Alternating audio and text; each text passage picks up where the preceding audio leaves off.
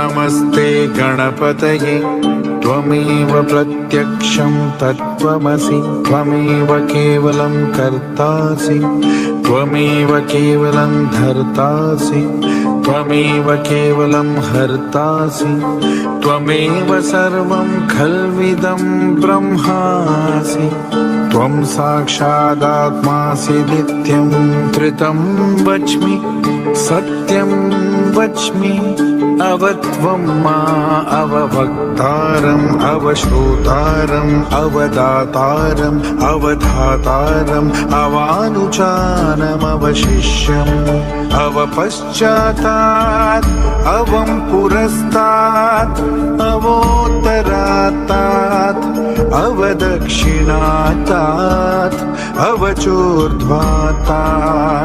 अवोदरात्तात् सर्वतो मा